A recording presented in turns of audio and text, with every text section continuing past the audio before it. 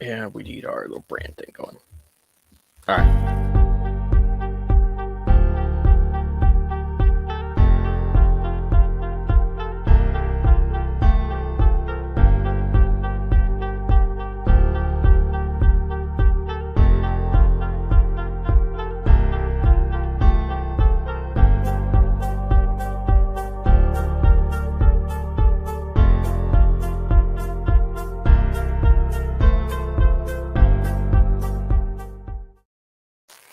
Welcome in Week 10, Gridiron Eve.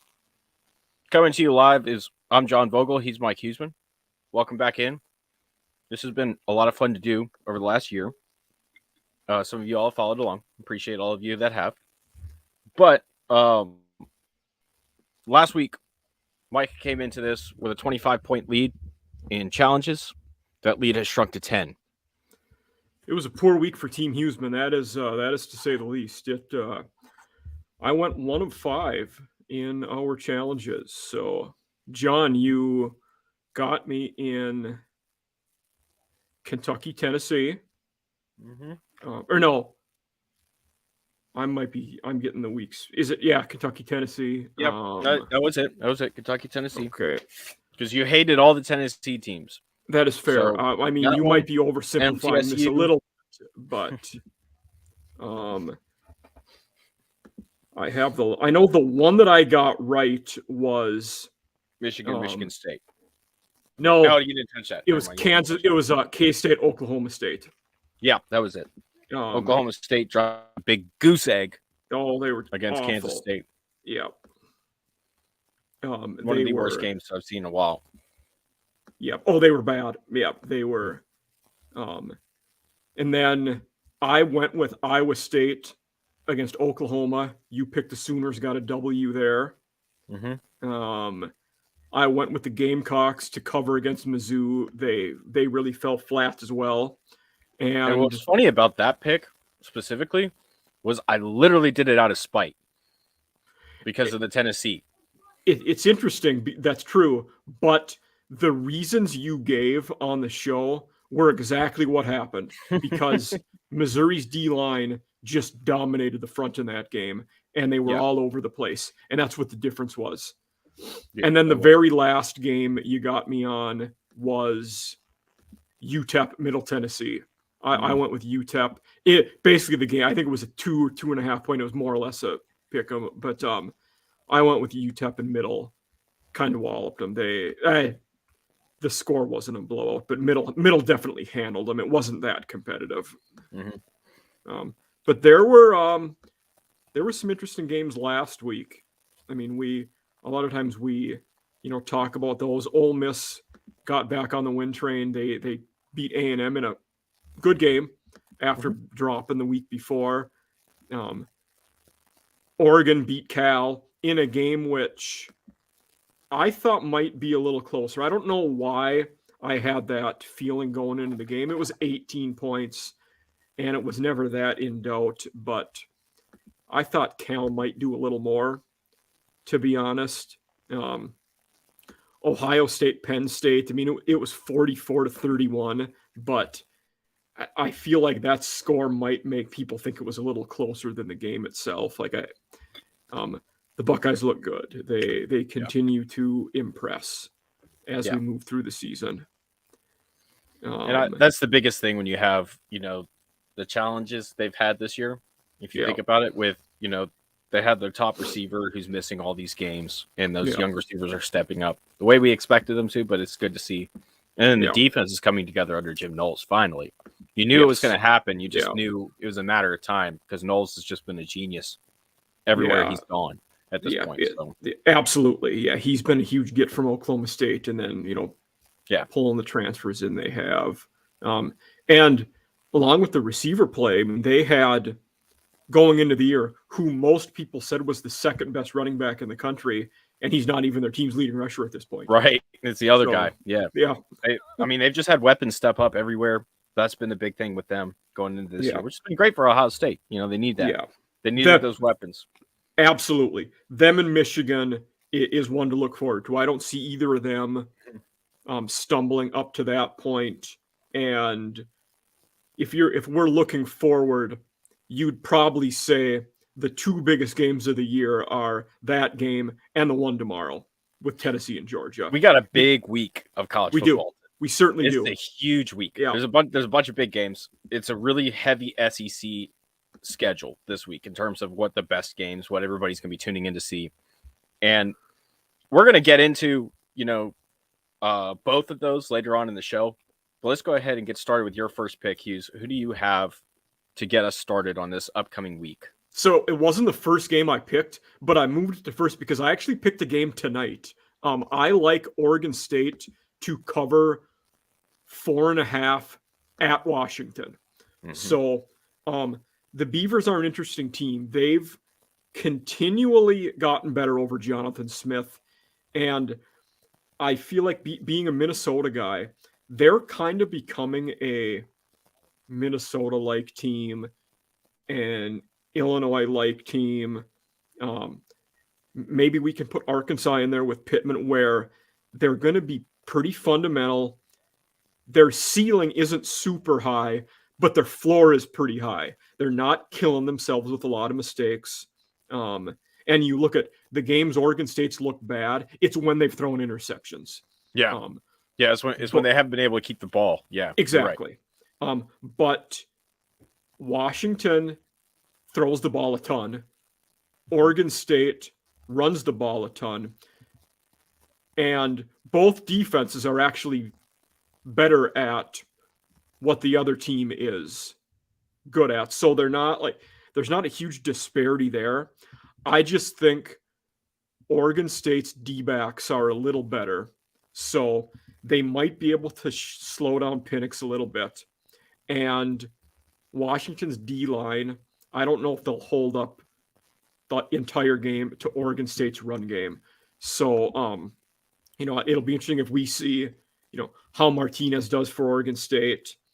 And then, obviously for Washington, they're going to live and die by how Penix does. He's done well. But I like the Beavs in this one to get it done. Yeah, I'm going to agree with you on that. Okay. Actually, before you even submitted your picks for the show, I had a bet on this game already. Nice. And so I took Oregon State 4.5 as well. And it's just because Washington's been inconsistent at best this year. They've had some really great games where they've come out, they've played extremely well. Then they've had some games that have not been great. And like you said, it's all been really depending on Penix and his ability to throw the football, which, he has done well at times this year, but hasn't been consistent with it. So I like that pick a lot. Yeah. And one of the guys I do want to highlight on Oregon State as someone that's really fun to watch is the fullback Jack Coletto, who is he's a true two-way player. He plays middle linebacker in spots as well, and he's a fullback, and he is a ton of fun. He's actually one of the very few evals over the last couple of years where we are legitimately looking at him in the NFL side of things as a double way player. Okay. Someone who can play both sides. Honestly, the last guy I can think of that was the case was also a Pac-12 guy, the Stanford linebacker fullback. I'm blanking on his name. He had a cup of coffee with the Browns, I think. I remember he got the 2 touchdowns like back-to-back against Notre Dame when they played. But I'm blanking on what his name was. Yeah, I forget. We were looking. There's a guy last year that came out. He wasn't, like a true two-way player, but it was the running back out of Baylor. I believe his name was what was his name? He went undrafted. Abram Smith. Okay. He was all conference middle linebacker as well before he switched to running back with the arrival of Dave Aranda. So yes, there have been those players in college football. They just haven't been as prevalent lately. But Coletto's a lot of fun, and they like to give him the ball, especially in short yardage situations. So you're going to definitely see him tonight. Yeah. I think they'll really look to establish the run as they always do. Mm-hmm. But I expect a heavy dose of Chance Nolan handing the ball off.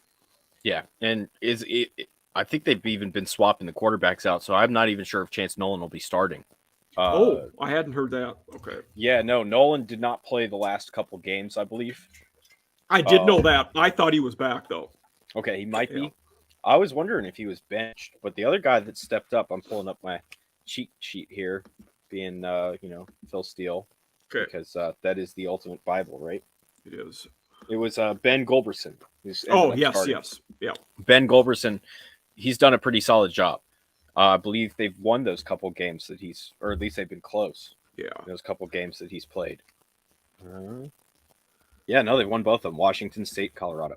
They have won the last two. Yeah. And they beat Stanford the week before that as well. And I think Goldberson played that game too. But that might have been the game where they split time. Stanford. Mm-hmm. Yeah, that might have been it. And it was 28-27. It was close down to the end. So it was a great game. But I like that pick. I think that's a good one. Cool. I'm going to start us off on my side. I'm going to go with Army, which, this is a leap of faith. This is not because I'm not making this pick because I love Army and being the Army in me. And I have to report tomorrow. That's why my hair is all went and got the big expensive haircut. I finally found someone who does razor shades. They're awesome. Oh, nice. Oh, yeah. And it's like 20 minutes away. So it's perfect. But I hadn't got one since Kuwait. So I was very excited about it. All right. Sorry to get off topic there. But I'm good at that. We're good. All right. So Army, this is the real reason that I picked this game is because Army has a little bit of momentum over the last couple of weeks. They played pretty well. They won last week as well. They did. Yeah. One of the things this game's in Jerry's world, right? Yes, I believe it is. Yep. This is a big game for Army because it's a big opportunity. They can get up to an early lead on Air Force. And the reason that is because this game is kicking 9:30 local time in Colorado, where Air Force is located. Yeah. All right. So that's a problem for Air Force because that's a very early kick. That's something that they're not accustomed to. They're not normally playing until normally in the afternoon. Yes. So I like Army just being better prepared for this time, I think that's because it is an early kick. It's 10:30. College football game day is still going to be on your television when this game kicks, and 7.5 points. Even if they don't win, I think they can get enough points. They can amass enough points to get up ahead. They're going to be able to rely on their run game. They're going to take advantage of, the slow start that I think Air Force will have. And then Air Force is probably going to come roaring back, but this could very easily be a touchdown game. And so I like 7.5 a lot. If it goes to 6.5, I probably wouldn't touch it. Yeah. And I'm to the exact notion you're saying at more than 7 points. I don't feel comfortable challenging this because you don't know what to expect with the way these teams play. The margins are too thin. Neither of these teams are good at pulling away. And that's the thing is Air Force has a couple of receivers as well. They've got a wide receiver that's coming out this year that I just did a scouting report on this week. I'm pulling up his name real quick because David something. David. Is it the guy who's their leading receiver? Yeah. Because Roberts, I know, has had a pretty good receiving year for Air Force. Yeah, Robert. Roberts, he's Brad a running back, but he's a running back. He's been their he's been their guy in the backfield. But Kyle Patterson too. Okay, Cormier is the one I was getting confused with. David, Cormier. So David Cormier did not play his first 4 years at the academy, and in fact he took basically a leave of absence during COVID to go back home with his family. Wasn't with the academy in 2020, so he got an extra year of eligibility. Because the first year that you go into Air Force, you go to a prep school for a year, so you automatically come into the academy and you are a redshirt freshman, basically, as soon as you're listed on their roster. And so he got that. You don't get an extra year of eligibility. You don't get that COVID, thing, but he wasn't at the academy. He was gone temporarily. They brought him back. He caught 5 passes last year, 5 passes. And made the Senior Bowl watch list because this guy's a vicious run blocker as well. Good. And he's been their deep threat guy. He's made some really great plays this year. His PFF grade is actually like among the best in the receivers right now. Oh, wow. Okay. In the Mountain West. He's a legit NFL guy. 6'2", 205-ish. But I think that he's going to get a shot play or two in this. Kyle Patterson's really good underneath. And like you mentioned, Brad Roberts, he's running the ball really well.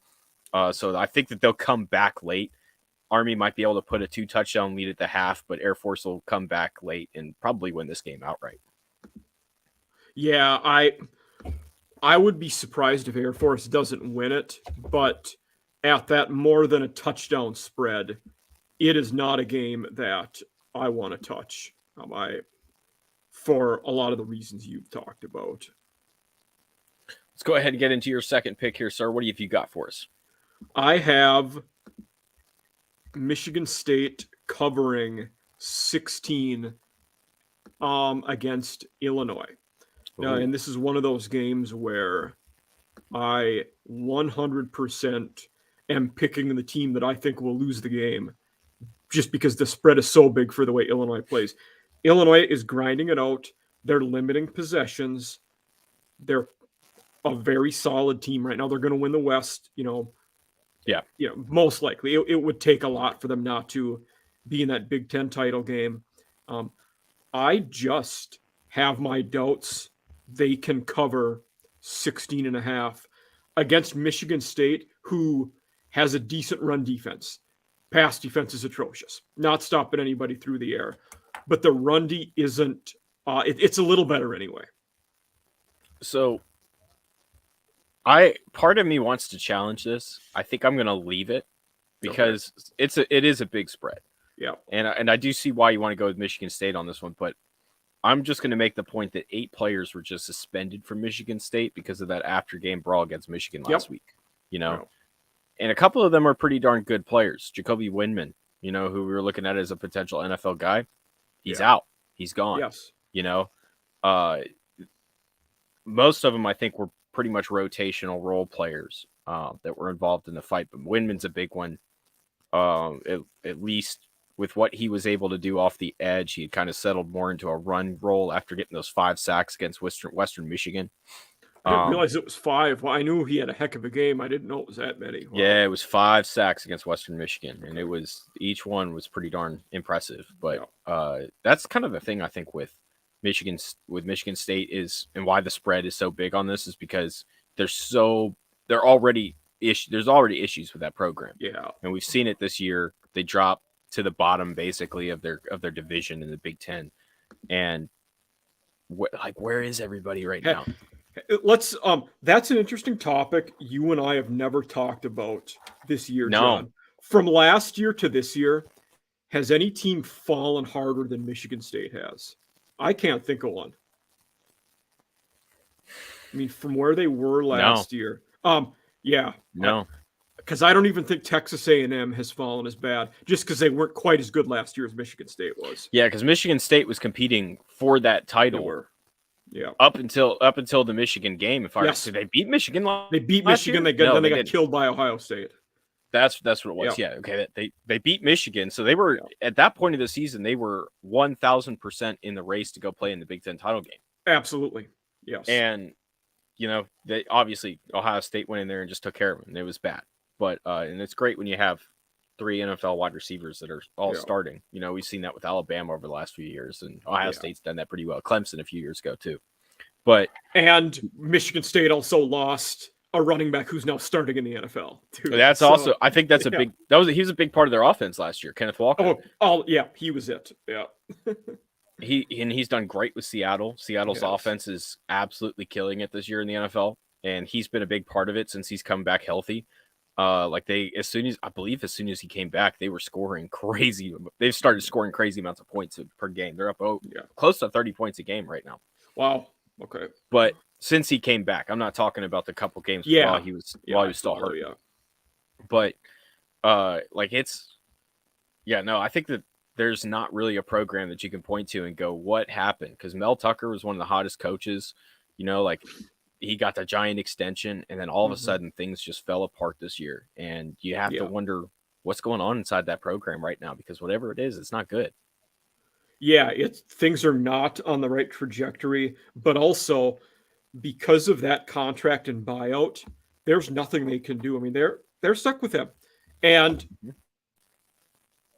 we say stuck with always in a negative connotation. Maybe he's not a bad guy to be stuck with. Maybe next year they'll be better. He has a pretty good track record. He's been a top assistant for some of the top head coaches in the country. Maybe Mel can turn it around. I don't know. I think that's we're going to see if he can or not, though, because he'll still be there. Yeah, I think he will. I think he'll be fine. Yeah. And I don't think they'll be as bad anyway. They're just in a tough division to compete in. It's very tough. You got to play Ohio State. You got to play Michigan. You got to play Penn State every year. That's very tough to do. And then, they were aggressive with their out-of-conference schedule this year. They go ahead and they schedule Washington, That's, I'm going to actually look at that. And that was one of the questions. I'm curious next year. What their out-of-conference schedule I'm going to look at who their non-con games are against. I want to say they got another big one next year too, because that was the thing that happened. I wonder if Washington goes to them next year. So Washington goes to East Lansing next year, and then they have Central Michigan and Richmond for their other two. Okay. So Central Michigan's kind of on the decline at the moment, but and those are their first 3 games of the year. So they actually play Washington in week 3. Okay. Good. Mm-hmm. Good to know. That's good to know. Yeah. But I think that just kind of goes back to the point where, like which team has fallen harder. I think you can still kind of make the argument and say that Texas A&M has fallen just as hard. And it's because Texas A&M is legitimately looking for a way to buy out Jimbo Fisher right now. Like they are doing everything they can. They're going to start negotiating. I'm telling you, he's probably not going to get his full paycheck, but I think that they're going to be able to put enough pressure on him over the next few months to basically kind of get him to agree to something where he takes half the money or a portion of it and he leaves. The interesting caveat there will be something that I think will happen. And his entire career, Jimbo has said he has one dream job and he might leave wherever he was at for that job. That job might come open this offseason at West Virginia. So he'd leave for West Virginia? It's his home state. He's always said it's his dream job and where he would like to be someday. Well, yeah, I guess at that point, if you could basically force them to, come to an agreement where you take $40 million and then leave and go to West Virginia. Yeah. I mean, and I think it would take at least 65 to get him to go, but who knows? Nobody really knows at this point, but it's just it's when things start getting ugly. It's like a couple weeks ago on Paul Feinbaum, when that random caller calls in and says, "Hey, I'm just saying, what was it? A hitman costs less than $90 million." Yep. Yes. It was exactly. That things are getting serious in Texas A&M. Like that's 100% inappropriate to ever say about somebody. Absolutely. Especially a college football coach. Yeah. But that's how heated things are in College Station right now. And I am of the opinion, I definitely think Jimbo will be there next year, just like I think Mel Tucker will be at Michigan State next year. But it will be things to monitor as the season winds down. Well, who does Texas A&M's got a game this week? Do they not? I can easily get their schedule. Yeah. I'm pulling it up over here on my cheat sheet too. So, they've got Florida. That's an interesting game. Now I was looking at it and I was like, I don't think I want to touch this one at all. I just don't know what's going to happen. No. But if you lose to Florida, you're looking. You're what, 3-6 at that point? Yeah, that's a problem. In Texas A&M. You'd think you'd win your next two, because they have Auburn. They still have to play Auburn, which I think they'll. And I'd probably pick them to beat Florida, but that game's such a coin flip. They're pretty dysfunctional teams at this point. Florida's more functional at this absolutely point than A&M is. And then A&M has I don't think they have an FCS game like most of the SEC. I think they play a lower level G5. Okay, they play UMass the week after Auburn. Oh, okay. So they will get a win there, and then UMass they always end the season with LSU, which is in College Station this year, and LSU is a team that's playing fantastic ball right now. UMass is down 13-10 at the half. Speaking of UMass, right? Down with 5 seconds to go in the half. They are covering that spread easily at this point. If that's the I'll be straight with you before I get in my next pick. Yeah, I took it. You know how when you see a big underdog, you just kind of have a feeling about it, and you just kind of throw a few dollars on it. Yep. And just if it hits, it hits. If not, okay, cool, whatever. I definitely 1,000% put $10 on UMass tonight. I like it outright. I like it. Just in case, because that's just in case. Yeah. But I just had a feeling coming into the game, that UConn coming off of the big win last week against Boston College, just a big win for them. Mm-hmm. I've just had a feeling that UMass had a really good shot to compete in this one, especially with Don Brown there. I mean, I thought that was a good shot. But I might as well get in my next pick here. Yeah. So I actually like North Carolina 7.5 over Virginia. And the reason why I went with this one is because North Carolina's been pretty darn explosive on offense. We've seen them put up some great games this year. When Drake May is on, Drake May is one of the most promising young quarterbacks in college football right now. He's going to be in 2 years. We're going to be talking about him as a top 3 pick. Yeah, I think so. And I think that when you look at this guy and in this offense, and when he's playing really well, they're scoring 45 points a game, basically, pretty much routinely.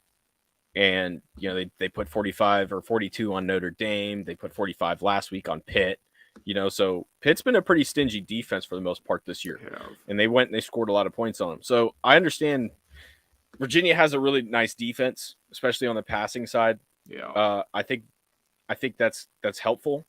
But North Carolina also pulled this year in the transfer portal Virginia's best pass rusher. That was Noah Taylor. Yeah. And this is a big game for him because he's coming back to his one game he's going to get against his old school. For sure. And he takes that stuff personal. So this was one of those games. I thought about challenging you, but I'm not going to. Friend of the show, Thor Nystrom, told me that because I said, I might go Virginia, and he said, if you do, it's one of those games. Some bettors are, but you're holding your nose and jumping and wishing for the best because that Virginia O-line is so bad. I mean, they have some talented skill guys on that team, but their O-line can't stop anybody. Now, North Carolina's defense is pretty garbage. For as many points as they're putting up, they're allowing a lot too. Especially their D-line is really struggling. But I just think they're more explosive and they'll be able to sustain what they want to do better than Virginia. So it's one of them. At the end of the day, I just can't challenge it. I don't think that I can trust Virginia the way they are right now at 1-4 in the conference to be able to cover that. And, what would essentially make it a one possession game. That was what I was kind of leaning toward as well. And it's because, Virginia's offense, even when they've played well, have not put up a lot of points. No, and I don't think you're going to be able to stop North Carolina. The only way that you can cover this is if you can hold North Carolina to 30. And I just don't see that happening. I think North Carolina is going to go ahead and put their 40 points on the board, and Virginia's not going to score over 20. I don't think so. They've had 20 has been the real benchmark issue that they've had this year at this point. So I like North Carolina covering that one. Yeah, and I don't like it. I don't like Virginia enough to put 5 points on that one. So let's go ahead with your third pick. I think this is where things are going to start getting saucy. I think my third. It's one of my remaining 3, but I'll go with LSU plus 13 against Alabama for this one. Tigers are at home, and you have a lot of people saying, "Well, it's Death Valley at night." That has nothing to do with my pick. This LSU team is way different than they were at the beginning of the year. They're significantly better than the team that lost to Florida State. We are seeing Jaden Daniels throw better. He's only thrown 1 interception to 12 touchdowns. He's also ran for, I think, 9 or 10 touchdowns. It's been a bunch. Yeah. Keyshawn Boutte has not played well, but Neighbors has been their best receiver. LSU's they're rushing the passer very well. They're one of the best teams in the country at doing that. And this is one of those where I'm not saying they're going to win, but I think LSU covers 13 points at home. So I'm going to challenge this one. Fair. And we've seen so many times Alabama drop a game that they're supposed to win. They drop Ole Miss a couple times back in the Saban era. I believe Texas A&M a couple times as well. Yeah. And as soon as they lose that game, They come back. They're refocused on both sides of the ball. It's like Nick Saban. That's Nick Saban's ammo. He sits there and goes, "Hey, what did I tell you guys? Hey, I told you. This is what a loss feels like. You want to do this again?" And they don't do it again. They stay with it. Okay, so last week, they destroyed Mississippi State, destroyed them, or maybe that was the week before last. I forget. They had a bye last week. It was 30-6 when they beat Mississippi. Oh, see, and even coming off a bye, and that touchdown was literally the last play of the game that Mississippi State scored. They ran it in with no time on the clock. Yeah, the 6 is because they didn't get to attempt the extra point because the clock ran out. Right. Yeah. No, and so I think that when you look at this matchup overall, I think that you just don't see, what's the word I'm looking for? I just don't see LSU being able to stop Alabama's offense. And you mentioned pass rush unit, but I've watched Bryce Young in a couple games this year just get absolutely destroyed, and especially that Tennessee game. He was destroyed. They got away with a targeting call that was called on the field and then overturned, and I have no idea how that was overturned. And as a Tennessee fan, I'm just saying that was targeting. But he handles pressure, man. Bryce Young handles pressure, and he just keeps throwing through it. He's a great improviser, and I think that's kind of where LSU's had some tricky situations is when the play starts to break down and the quarterback starts to improvise. We saw that against Florida this year, where Anthony Richardson kind of brought them back into the game there late. They had some mistakes, but it was his improvising ability, his ability to get out of the pocket, kind of scramble around and make things happen. That's where the LSU defense started to break down. On the offensive side, great point about Jaden Daniels. He's gotten much better this year. They've finally been able to get him out of that one read and tuck and run nonsense that they were pulling off, right? And they've scored points. They've been very difficult to defend with that. But I still think Alabama's basic priority is going to be, we're going to play contain. We got two of the best contained defenders in the country, and Will Anderson and Dallas Turner. And we got a third one that we can rotate in there whenever we want, Chris Broswell. Our interior defensive line's great. We have a lot of confidence in our safeties and our corners on the boundary. I don't think LSU, even LSU at home, LSU lost to Tennessee by 27 at home. Granted, it wasn't a night game. It wasn't primetime ESPN with Kirk Herbstreit calling the game, but still, I don't see this defense being able to stop Alabama's offense, and I don't see them being able to get around the Alabama defense. You may be right, but again, LSU's turned it around more. I mean, they're getting better, and I think with being a first-year coach who was one of the better coaches in college football we've seen in a while, their learning curve is happening fast. They are learning his ways, learning Mike Denbrock's ways, and you might be right. Bama may cover that 13. It wouldn't shock me if they did, but for the reasons I said, I'm going with LSU. But it's one of those, I get the challenge. It doesn't shock me that you're doing it. Yeah, no, I had to, and I believe in LSU. I wrote about them on MikeFarrellSports.com. Right, I'd said that they're rebounding. Brian Kelly's got some great stuff going on over there, so I believe it. But I just don't think it's going to be very evident in this first game. Brian Kelly has been traditionally destroyed by Nick Saban when they've matched up. It's been 3 times now, I want to say, and every time they've been destroyed. And so I don't see Kelly being able to pull it together. I will say there might be a little skewed nature to that sample because they're now meeting as conference foes. When they met before, it was always either the national title or in the playoffs. Those were some of the best teams Nick had when they were playing those Notre Dame teams. So who's to say this isn't one of? I mean, the receivers are not up to par with where they've been. Their defense aren't very good, and the O-line's not great either. I think going into the year, I thought they were going to dominate and be really good. They haven't been.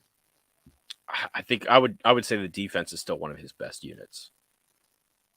He's got his best quarterback that he's ever had. Straight up. Bryce Young is the best quarterback that he's ever had at Alabama. They're like, as much as I love Jalen Hurts, I love Tua. I love those guys. Mac Jones, I was a fan of. But this guy is just I think he will be the best by the time he's done for sure. Mm-hmm. Receiver-wise, they're not great. No. And O-line, they're not great. I thought they'd be better. They got the transfer from Vandy, and I thought. But I think their defense is a lot better. They got torched, against Tennessee. But let's just be he's honest, a younger man. guy, is soft, but you won't find many people who are bigger Dallas Turner fans than I am. He's phenomenal, and the NFL will be very kind to him one day, and he will play there for a long time. He's probably going to go top 5 next year. Yeah, he can't go. Oh yeah, he'll be gone after next year. Yeah, and Broswell right behind him.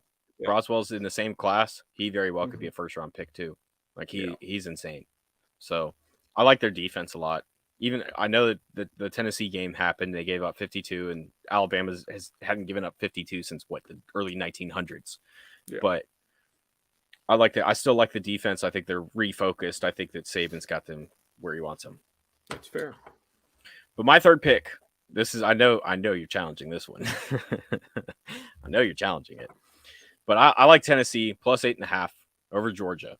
And, I've gone with Tennessee a lot on the show this year. Yeah. And it's worked out. It's worked out so far this year. Basically, this is the biggest game of the week. At this point, it is the biggest game of the year. So far, it is absolutely the biggest game of the year. This game, barring an unforeseeable slip-up, this game is almost like a quarterfinal in the sense that the winner of this game will go to the SEC championship.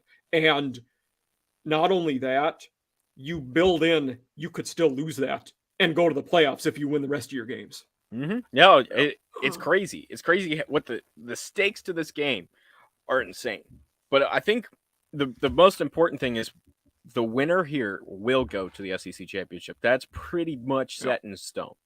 Okay, and I'm not about looking ahead and saying, okay, these are easy opponents, blah blah blah. No, you take each opponent every game, right?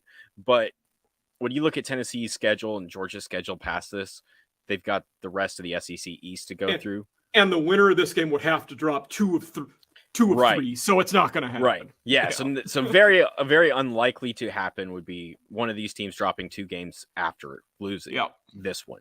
Or the winner dropping 2 games after winning this. Or whatever. Okay, so point is, I like Tennessee in this one, and I'll tell you why. And it's because Georgia's going to have to score points in this game, and I don't think that's going to be so much of the issue. I think it's can they keep up with Tennessee's scoring points. No. Georgia's defense is definitely a great defense, but this is a great this is a legendary level of offense. This is the best offense I think that Tennessee's ever had. And this goes back to the Peyton Manning days, the T. Martin National Championship. They're better than all of these guys. There are so many NFL people lined up all across this offense. It's unreal. Hendon Hooker very well may be playing himself into the first round of the draft next year. Yeah. Tillman already was a first-round pick. Jalen Hyatt has played himself into day 2. He might slip into the end of the first round. Offensive tackle Darnell Wright, as I just saw on the Rotary Lombardi list. Oh, nice. Yeah. I got that email today. Hey, come vote on this. And I said, oh, okay. For the 4 finalists, he's still there. He's got a really good shot at being a finalist for the Rotary Lombardi, and he could potentially be a day 2 pick, maybe late first round as well. So it's on all levels. Pretty much everybody on this offense is an NFL prospect at this point. So what I'm looking at here is 2 things. And the first thing is Tennessee likes to play a lot of man coverage across the board. They like to bring exotic blitz packages, give you a look where it's coming from this way and it's coming from another way. That's something that Stetson Bennett has struggled with this year. If you go back, you look at that Missouri game, you look at when Florida was playing well, it was a lot of man coverage, and it was a lot of mixing up our blitz packages and dropping guys instead of bringing them, making Stetson kind of have to figure out where the blitz is and then read the play. And that's where his processing is weak, is that processing where, okay, I'm in man coverage.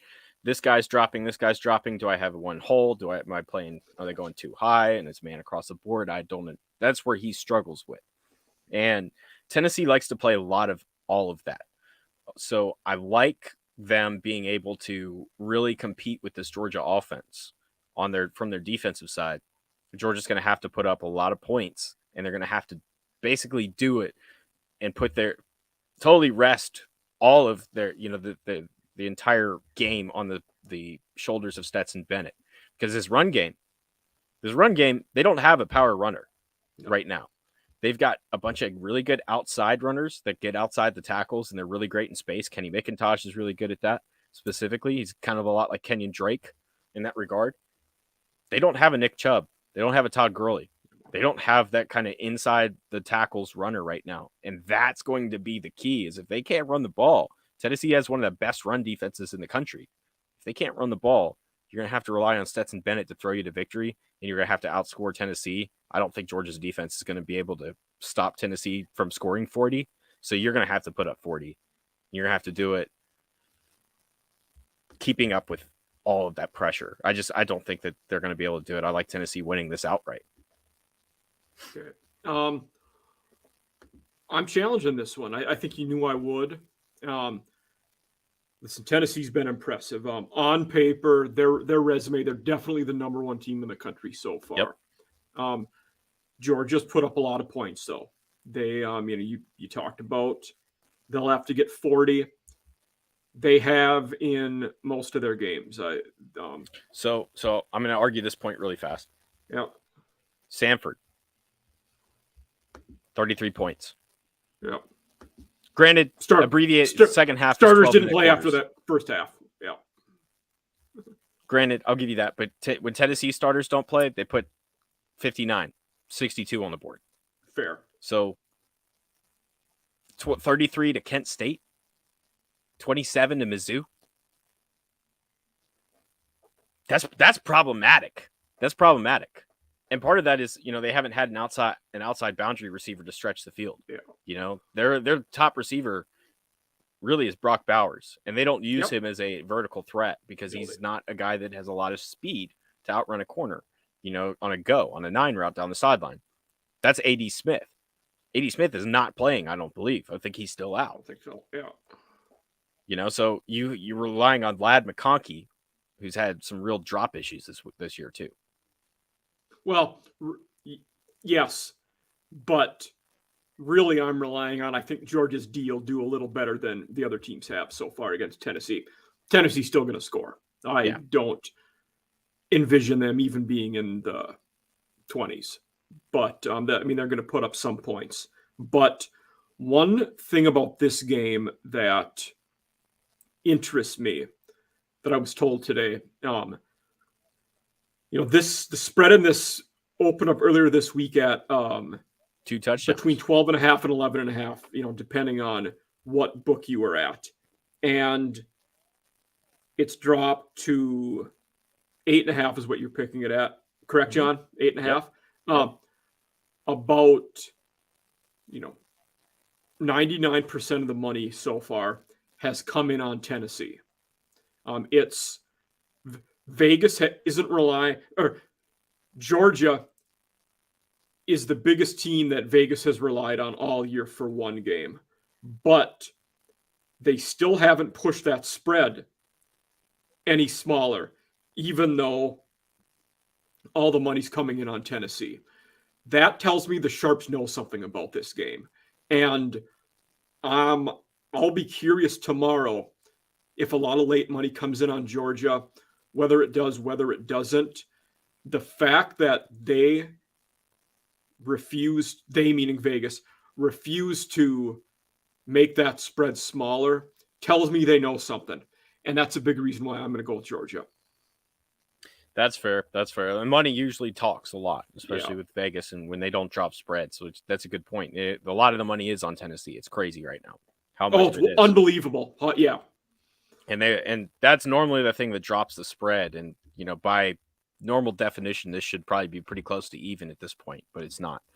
So that's fair. I would see this at most being a 3.5. I'm surprised it's as big as it is. Yeah, that's fair. That's fair. Let's go ahead and go with your fourth pick here, man. My next pick, I like the Fighting Irish to cover 3.5 against Clemson tomorrow. Clemson, obviously, an undefeated team who, a lot of playoff hopes riding on this game. And unlike Tennessee, Georgia, Ohio State, and Michigan, they're probably a team that cannot slip up. One loss probably eliminates them from playoff contention. But if they're undefeated, they almost certainly get in. So, this game, Notre Dame's playing better. They're doing, how do I want to say this? They seem more well-rounded now. They're not really weak anywhere. Now, they haven't played anybody this good yet. So I am worried to some extent, but I keep expecting Clemson to drop the ball and stumble, and I'm more or less banking that it's going to happen tomorrow because they've had a few close calls, and I'm just hoping that, hey, tomorrow's one of them. And not that they'll be scared going to Notre Dame, but Syracuse was a tough game. Wake Forest was a tough game. And I just like the Irish to get this done tomorrow. Yeah, so I'm going to challenge you. Okay. Going to challenge it. And the reason why is because I have my entire career, I have just about always been in the mindset of Clemson is going to slip up. They're not a complete team. And yet they continually disappoint me in that, where they don't slip up. They keep the ball rolling. They find a way to win.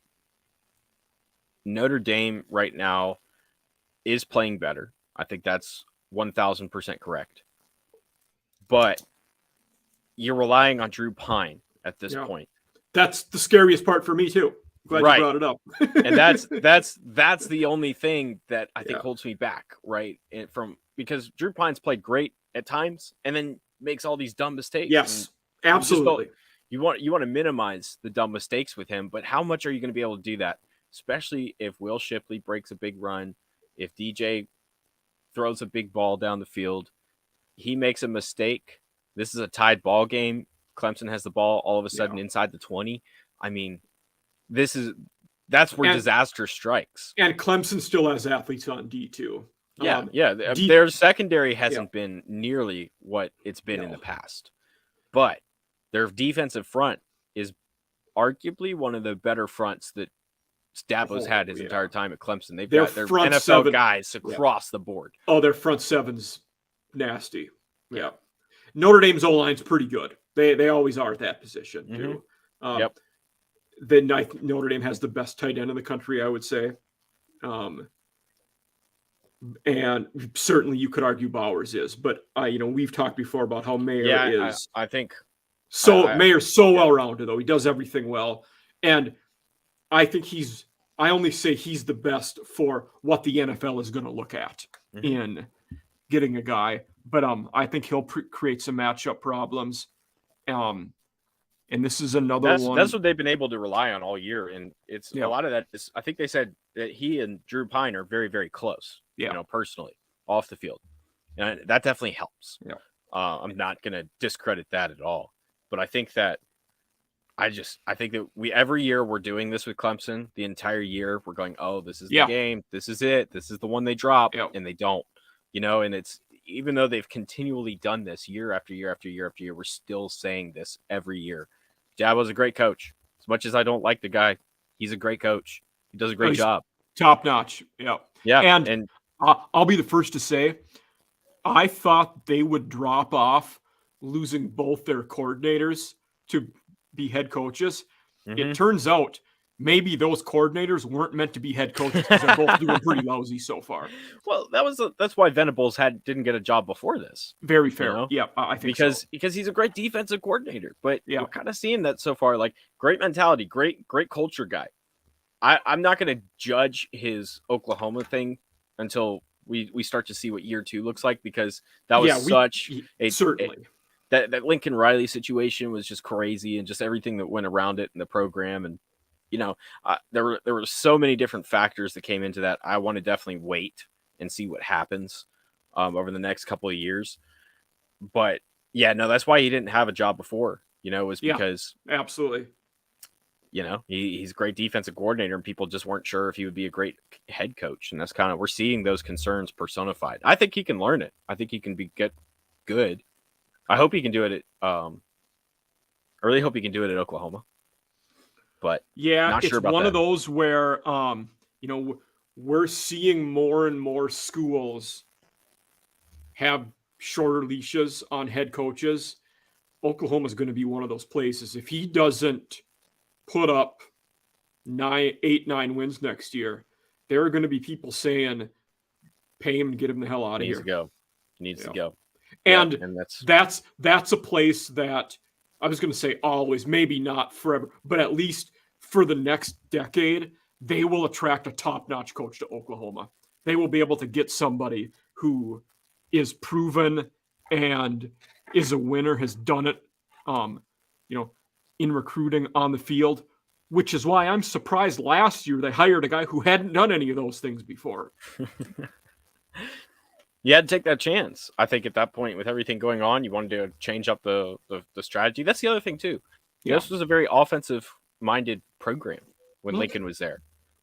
They're not off it. Brett's not an offensive guy. It's going to take a little while for that to adjust, and that culture, that mentality, the philosophy to change. That's a lot of turning wheels, that have to kind of rotate around and kind of get in the mud per se. But yeah, definitely. So my next game, I like Kansas State plus 2.5 over Texas. And I think the biggest surprise about Kansas State this year, obviously, has been we've talked about him on the show, Adrian Martinez, coming out of Nebraska, playing extremely well. Now, he's been hurt the last couple of games. He hasn't played. And Will Howard has done great playing in his stead. Kansas State's their offense is still rolling strong. They're throwing better with why am I blanking on his name? I just said it. Will Howard. Yeah. Yeah. They're throwing better with Will Howard. It's looking a whole lot better right now for their offense. They can do a lot more when Howard's in the game. I think they can with Adrian. And so because of that, Texas, they've been good, they've been bad, they've been close. I think it's a tight game, but I like Kansas State winning this straight up. And regardless of who's playing quarterback, to be honest, I think that the question on who will be the quarterback is going to mess with Texas's game prep for this game. And, Sark, good coach. Obviously he was a great offensive coordinator. Good. I think he's a good head coach. I'm just not sold on him being great yet. This is one of those games where he can kind of prove that he's great, and deal with all of the, what's the word I'm looking for? The, uncertainty coming into a game. Yeah. Tension, maybe. I don't, maybe it's not as serious as tension, but I think that's a fair word. Yeah, no, and I like Kansas State winning this thing, man. We've continuously doubted them all year, and they've continued to step up and step up. They dropped a game to Tulane. That's not a bad loss right now. Tulane might be playing in the Cotton Bowl. If you saw this week, the Cotton Bowl really tweeting about it, and the Cotton Bowl is really excited about that. They're hoping they can win out and go get that. That'd be huge. That one and the other game they dropped was to TCU, who still hasn't lost a game. And that was a game they were handily winning before all their guys got hurt, too. Yeah. So I, against my better judgment, and everything I was leaning towards, I'm going to challenge you on this one too. So I'm going to go with the horns. And it's for a reason that came. So the long and short reason is some of the sharps are really on Texas. And I typically don't rely on the bettors. I'm going to a little more, but I think Sark's getting like you said, this is a big challenge for him. I think Ewers makes the difference tomorrow, though. They look good until he got hurt, and I think he came back a little early. Excuse me. He was able to play. I don't think he was fully healthy when he came back, though. I think we're going to see him be in a rhythm tomorrow.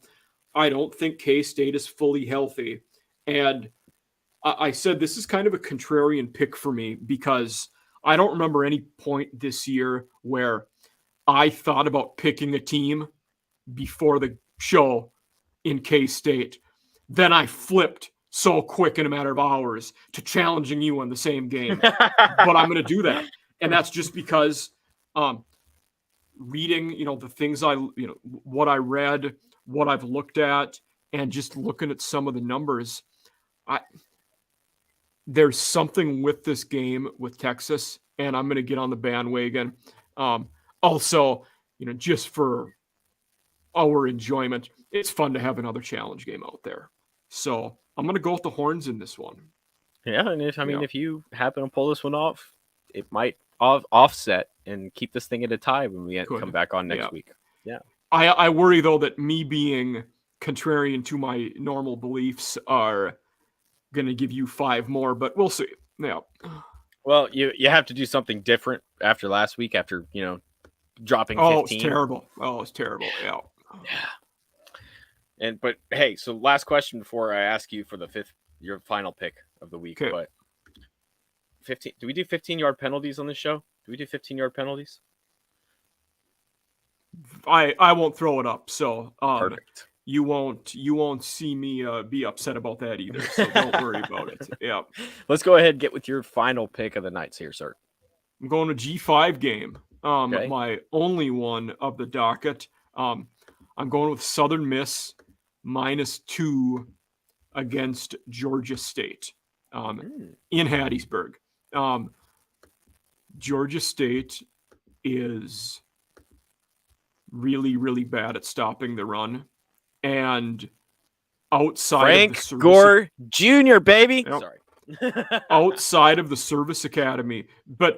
And Georgia State is also extremely one-dimensional. Outside of the service academies, no team is running the ball at a higher percentage than Georgia State. But Southern Miss is really good at rushing the passer and creating havoc in the backfield. So if they shut down the run and Georgia State has to pass, it's lights out because Granger's not going to get it done. So I like Southern Miss to win and cover those 2 points. Did you see that touchdown pass that Frank Gore Jr. threw last week? Yes, I did. Wasn't it beautiful? You were just like, oh, it's little baby Frank. Yeah. it's like watching baby Yoda, right? After watching Frank Gore for so long, you're just like, oh, it's so cute. No, but he's so great. I'm with you on this one. I like Southern Miss over this. I think this is a very emotional game for them this week as well. Ray Guy just passed away this weekend. He did. Yeah. And big guy, very involved with the program. Southern Miss is one of the programs that I'm a little bit tighter with than other programs. And so I understand,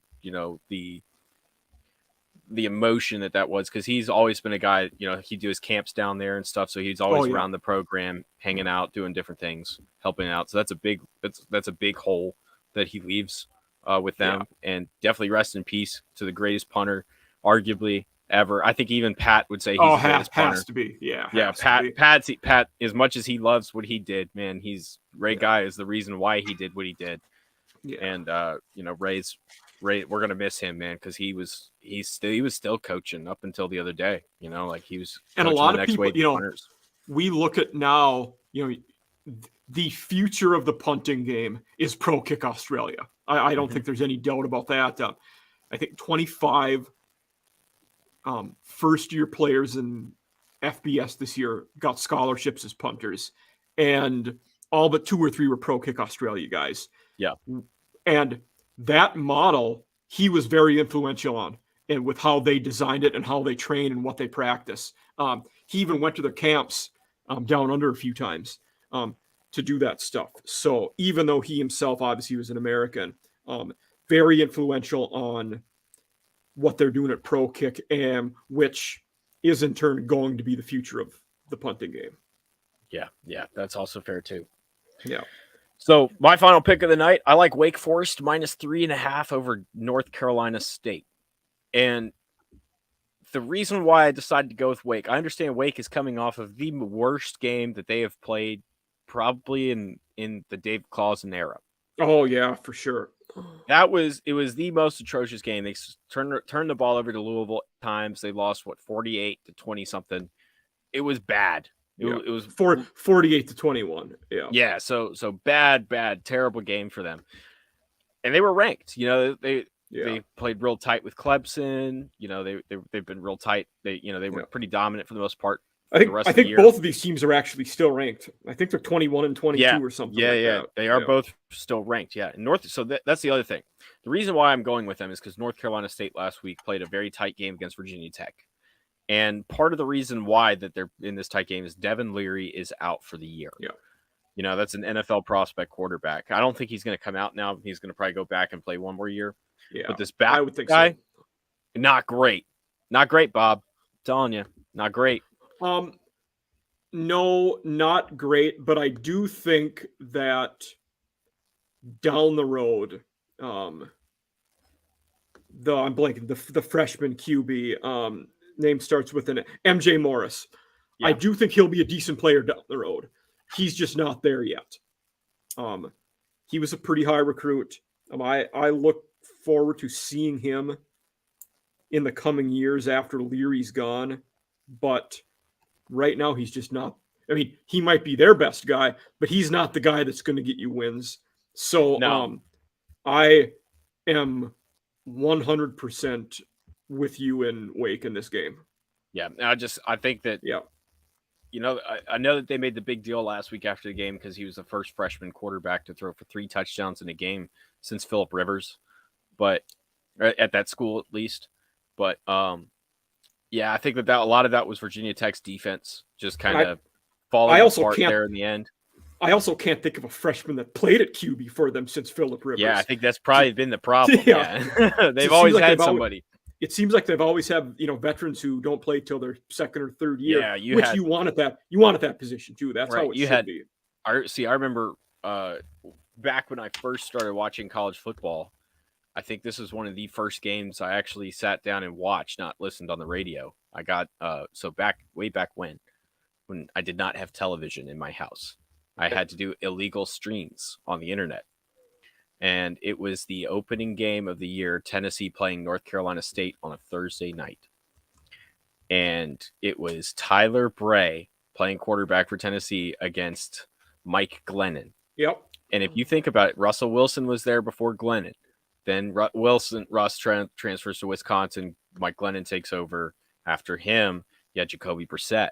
After him, you had Ryan Finley. After him, Devin Leary. And I think Devin Leary started as a redshirt freshman, but he wasn't a true freshman. Yeah. So the quarterbacks that they've had there over the last decade have just been great for them. Decade plus, really.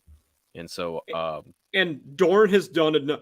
Dave Dorn could have been a coach. When I talked earlier about guys like Jonathan Smith, who there's a very high floor, but maybe the ceiling isn't great. Dave Dorn, I think at NC State's one of those guys. Yeah. They're always going to be consistent and get 7 or 8 wins, but maybe not get over that hump to getting 10 regularly. Yeah. Which for a place like that they should be happy with it at least most years. Yeah, I think so. But I definitely like Wake Forest in this one. I think they're going to bounce back. They're going to play strong. Agree. And especially after a game like that, they're going to be focused on not turning the ball over. Sam Hartman will bounce back, and Wake comes away with the win. Yep. But that's that. So 4 challenges this week. 4, yes. Beautiful. To recap them, Georgia, Tennessee, you're on Tennessee. LSU, Alabama, you're on Bama. Mm-hmm. Notre Dame, Clemson, you're on Clemson. And Texas, K-State, you're on K-State. So what's funny is 3 of them you cut out there, John. What was funny? Everyday fan thinks when they college football. John, go back. Oh no, I was just saying 3 of those picks. What about 3 of them? You cut out there.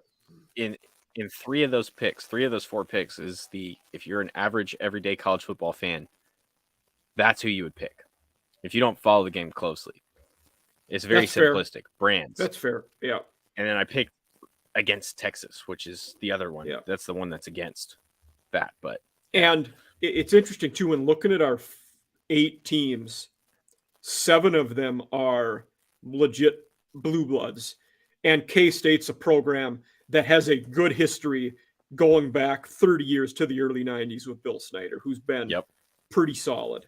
So were all in games which look to be competitive, at least by the spread, and a lot of them could go either way. That LSU Bama is a big spread.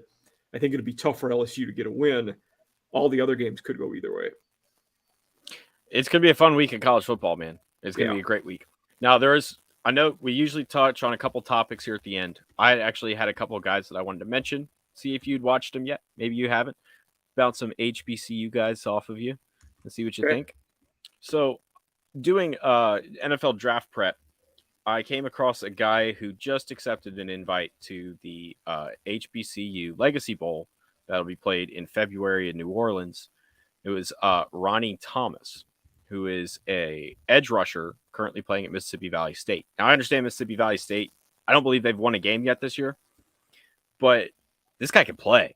This guy's fun. Now, he's undersized. He's he's just under 6 foot, about 250 pounds, but he can move.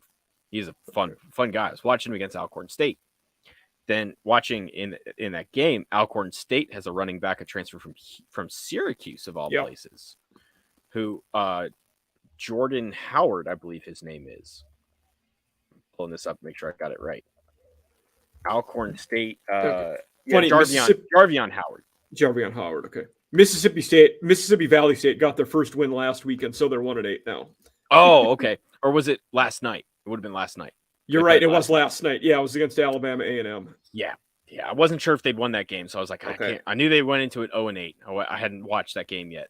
Okay. And forgot to look at the score. But no, that Thomas guy, he's fun, man. He's a lot of fun to watch. And then in watching him, I got onto Howard, who is just a bowling ball of a running back with insane contact balance. Yeah. And I just thought, he might not get drafted, but he looks like he's an NFL guy. Then I found out he's a transfer from Syracuse, and I was just like, yeah, I like this guy. So I know a bit about him. I don't know much about Thomas, to be honest. So, yeah. Yeah, no, he's literally kind of popped on the radar this year. Okay. He's a JUCO transfer. I think this is his second year in their program. He put up okay stats last year. Didn't really pop in JUCO. Absolutely never was rated. Wasn't rated as a high school guy. Wasn't rated as a JUCO guy. Oh, okay. And now we're looking at him. I don't know if he'll get drafted, but potentially making an NFL roster next year, 1,000%. Okay. You got anything you want to add there, Mike? No, I think we covered all the big games. I think the one topical thing, there are some people in Nebraska corners thinking they are very close to making a head coaching decision. And I heard, but I hadn't heard who. So my guess is this has not been confirmed by anybody reliable. If they're making it immediate, next week or so, I think Matt Rule is the only possible candidate. Timeline-wise, he makes so much sense, especially with Auburn just popping where he would be a candidate too. But nobody at another job is going to take that Nebraska job at this stage in the season and leave where they're at. So that's fair. I think if you're making a decision next week, Rule is the only guy, because now the caveat there could be, well, maybe they're going to make Mickey Joseph the full-time head coach and not interim. I don't think you do that this week either. You can wait and do that because he's not taking a better job, because none will be offered to him at this point. Yeah. Mickey is coaching to build his resume to get a head coaching position at somewhere else. And that's great. I think he'll do it.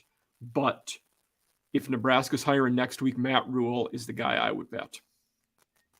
So I knew that they had reached out to a couple of people. I know Jonathan Gannon, the defensive coordinator of Philadelphia, they had reached out to as well. But that would obviously not make any sense either, because Philly is right now is the NFC Super Bowl favorites. You're not going to leave a defensive coordinator job to go coach in Nebraska with Super Bowl potential. You might, but not at this stage of the season.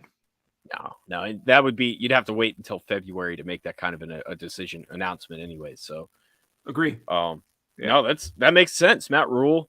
And we talked about that. We talked about the top three positions that he could potentially take, and Nebraska was the one, outside of he's a home run. Yep.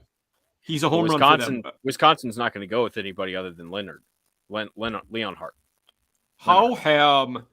Who do the Badgers have tomorrow? I don't even know. We'll find out. In the dumpster fire of their season, I've stopped paying attention to some of the they have Maryland at home, which is actually a very interesting game. Yeah. So Wisconsin, it looks like a slight favorites at -5. I'm actually surprised the spread is that big. 5? Wisconsin is 5-point favorites. Is Talia Tagovailoa not playing? That's a great question, Vogel. I don't know, but I can check this out easy enough. Yeah, because that's the only reason I could think the spread would be that big. Otherwise, I would think Maryland be the favorites because they've been playing really well on offense this year. Apparently, he's a game time decision. Ooh, yeah, that's why the spread's like that then. Okay. But I agree. I think if right now Wisconsin is 4-4, if they get to 7 wins, he gets the job for sure. If they don't get to 7 wins, then we have an interesting scenario, and they could be a team that would pull a good head coach. So the remaining 4 games: Maryland, at Iowa, at Nebraska, Minnesota. Tough. Any of those games could go they could win 4, they could lose 4 because they're so unpredictable. But we talked about this last week too. We talked about this. We talked about this last week too. We were talking about this upcoming schedule and how big this was. But I think that Matt Rule in Nebraska makes all the sense in the world. That's where he can sit there and kind of do his thing. Does it work? Well, my thought to that notion, if it doesn't work, I'm shifting the thought process from Pelini was a bad hire, Callahan was a bad hire, Frost was a bad hire, and so on, to it is the place, it is not the men. There's something wrong with the place. If that's what I was getting into there. Yep. That's what I was trying to kind of lead into. It is now you, it's not the guys you've hired. Because at that, it's just like, first of all, Nebraska is not a heavy football state. And it's not because the fan base isn't there. It's not because of that. It's the fact that it is so spread out as a state. There's not a lot of schools there, and there's not a lot of people there. So just statistically speaking, you're not going to have a lot of top-tier football players coming out of Nebraska. And, they had the great teams back when Tom Osborne was there, where they were able to get whoever they wanted out of Nebraska. They were able to pull a lot of people from Iowa and the surrounding states. But that was what they did. The surrounding states. They also pulled guys from Texas and Louisiana.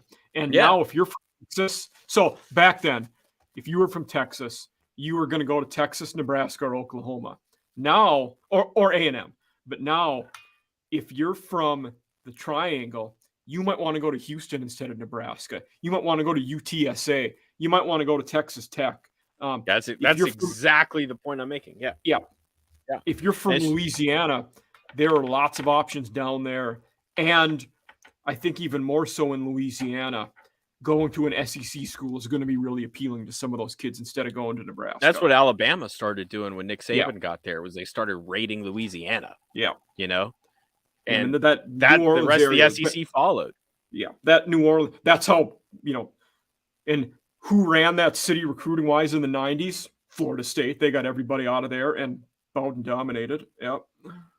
And that's kind of what I'm pointing to, is their recruiting is just not at the level where it used to be. Not at all. And it hasn't been really this. I want to go ahead and say this century, I would say since Solich has been there, and he inherited a lot from Dr. Tom. Since then, it hasn't been. You're absolutely right about that. So it's really more of Nebraska kind of is right now is leaning on their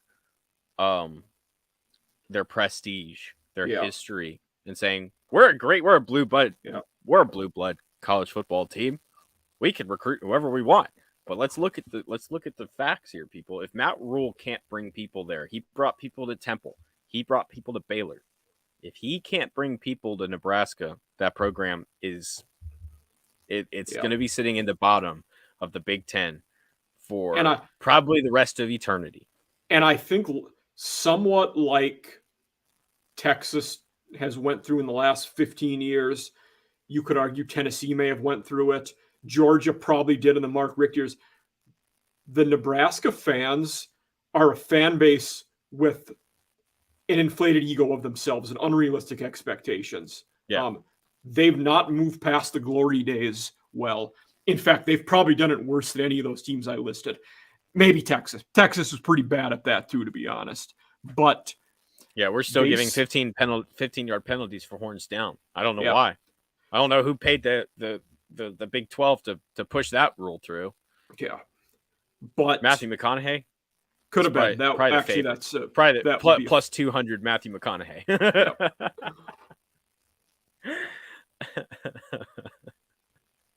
But that's throw that up there.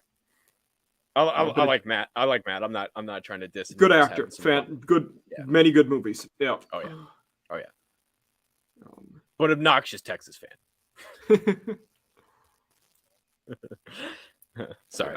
No, you're good. No, but that's that. I think you're right on. I think that's the problem at Nebraska at this point. I think if Matt Rule is the final, we're going to find out if that is indeed the case. I think that kind of will be the case. And if it is for Matt, and he takes the job there and he fails, does he ever get a Power 5 coaching job after that? That's a great question. I don't feel comfortable going all the way to no, but he would have to rehabilitate himself something fierce. Will Nick Saban still be around? No, Nick won't be around when Matt Rule gets. If and when Matt Rule, what? That'll suck because that's the coach's rehabilitation program is Alabama. It is, yeah. That I'm gonna look. You know what Matt should probably actually do? He should sit and wait. He should wait for Bill O'Brien to go take that Auburn job, which is rumored. I don't know if that's going to happen. I'm just saying Bill O'Brien's probably out at the end of the year. I think Jeff Grimes is the guy at Auburn. I think they're gonna pull him from being an assistant at Baylor and make Jeff Grimes the guy. They might, but I think Bill O'Brien's gonna be gone at the end of the year. I don't think he's gonna be at Alabama after this. I would almost just wait if I'm Matt Rule at this point, because I know I can go get a big head coaching job, but I don't want to take the wrong one. I want to go ahead and maybe I need to learn a few things. Go learn from the master of this trade. Because you go be an offensive coordinator. Rule's a defensive guy. He was both.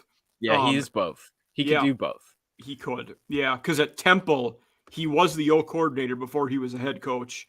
But then his job before Temple, when he was in FCS, I think it was Western Carolina, he was the defensive coordinator.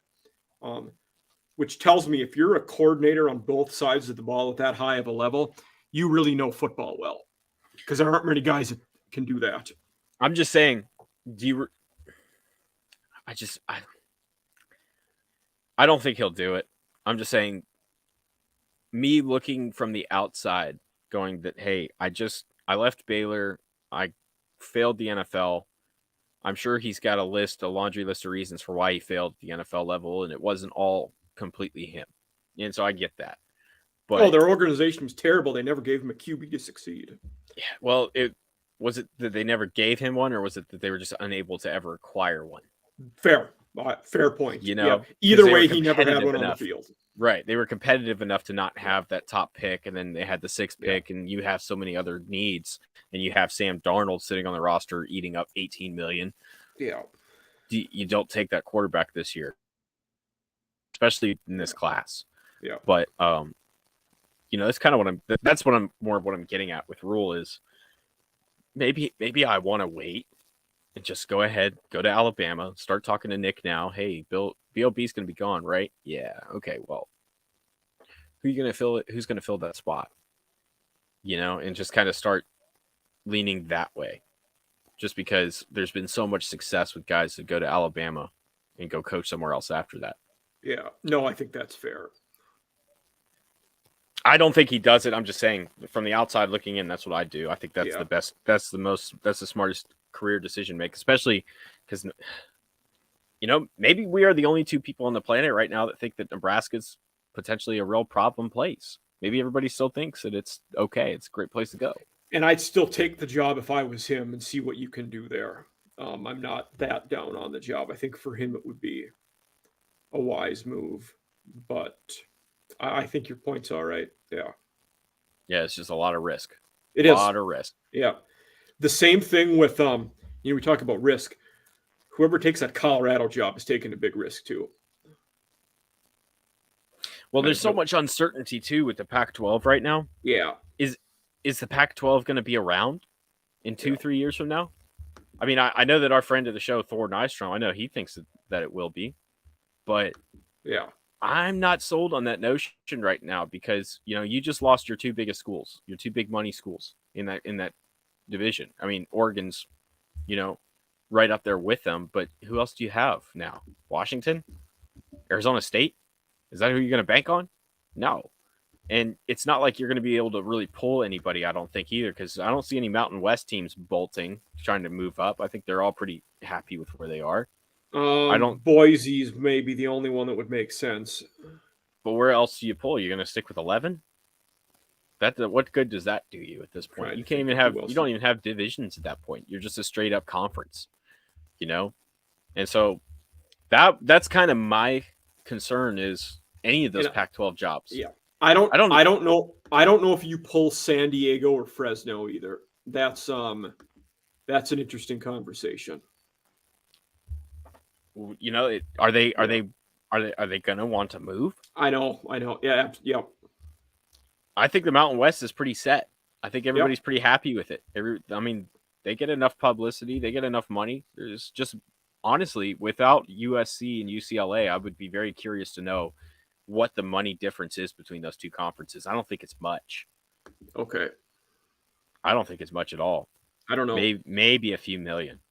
But at that point, you're just talking, even if you're talking 5 million, is that worth going up and getting, your ass beat every week? Yeah, you don't know there.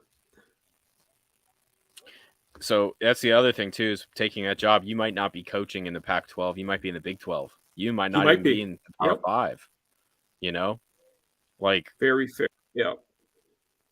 A lot of uncertainty with those jobs right now. There's a ton. Yeah. That would be my biggest concern. I don't know where I'm coaching. I don't know who I'm playing. I think that's fair. Yeah. That's what would scare me the most. It's like when you took Oklahoma, when Venables took Oklahoma this year, you knew you're going to the SEC. You did. Yeah. So you're planning that school to go to the SEC. Yeah. And I think a similar concept too when you were Gus and you went to UCF, or Dana Holgerson signed a big extension at Houston because they want that stability moving to the Big 12. Yeah, that you're going to the Big 12. You know that you have that. That's and that's kind of the problem, the issue that the Pac-12 has put themselves in.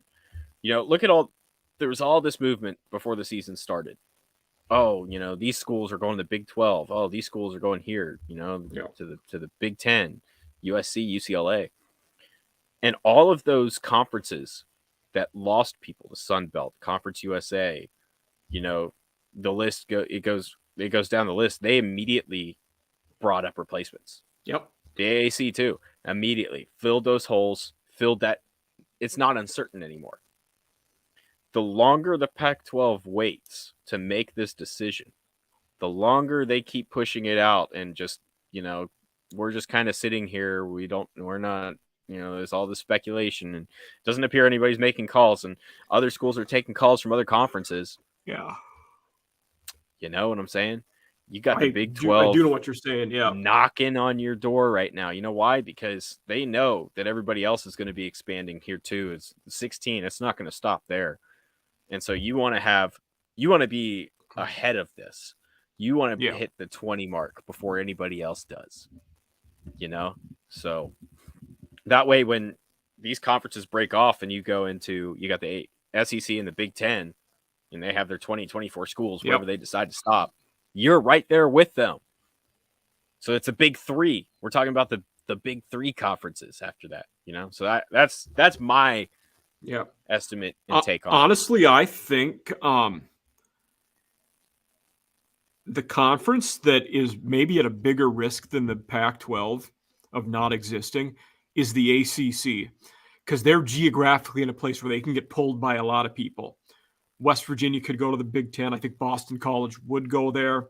Louisville has all kinds of options, and they're a top-notch football and basketball school.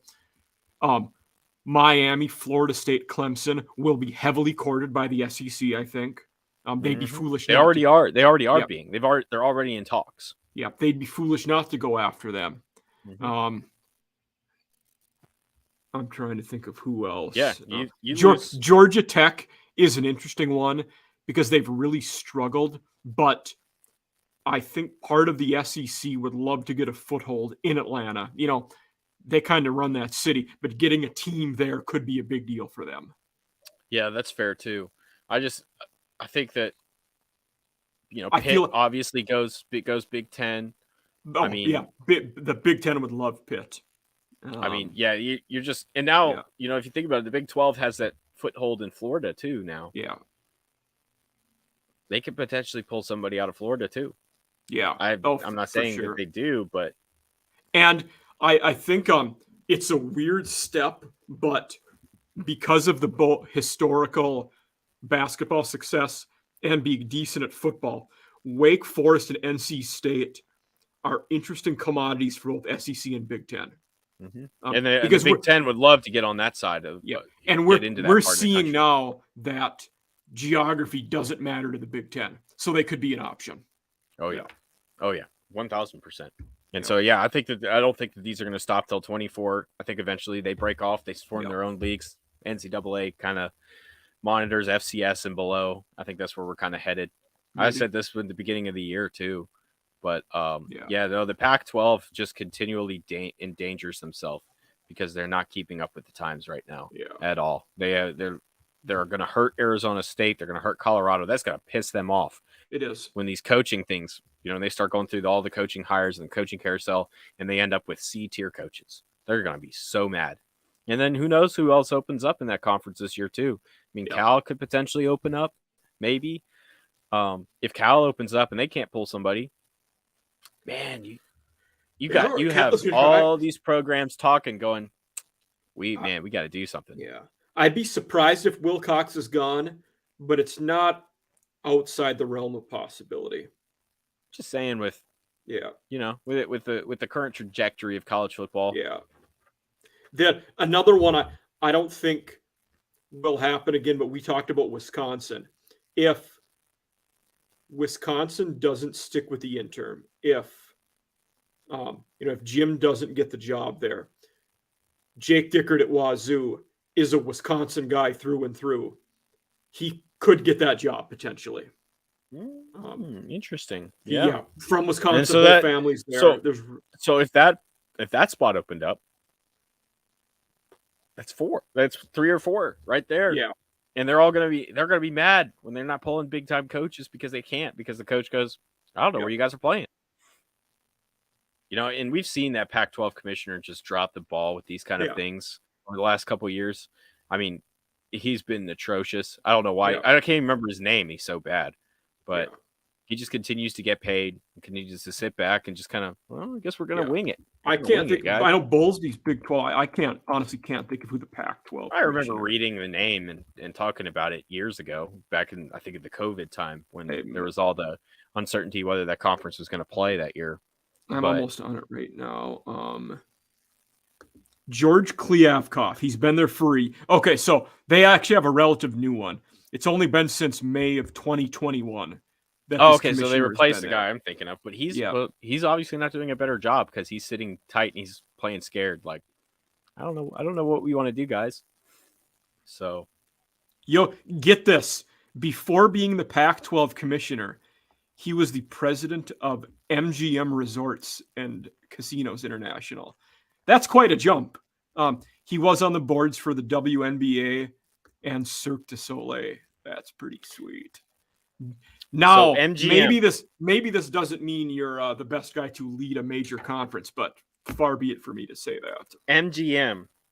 And so this guy came from MGM, who is right now the top sports book in the country. And you lost USC and UCLA. Yes.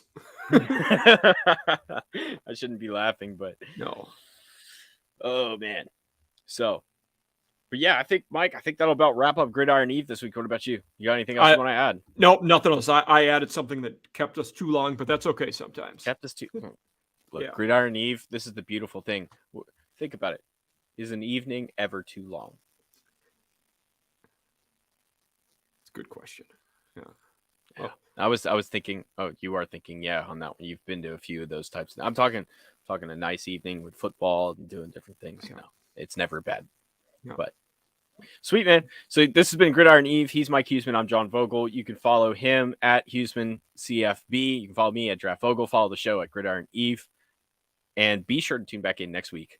And when Mike is in a 10-point hole. Oh, that's a bit of a stretch. 4 wins to 0 would be unprecedented. It would be. No, I think we've done that once. I think the first week we did that was 3-0, and then you bounced back. Yeah. Mm-hmm. Yeah, the first 2 weeks I really struggled. Yeah. But you've bounced back. You got your big lead, and I've managed to cut it. So we'll see who will the champion be at the end of the year. Thanks a lot for tuning in, guys. Appreciate all the time. Appreciate everyone involved that watches the show. Good night, and we'll be back with you next week. See you guys. Yeah.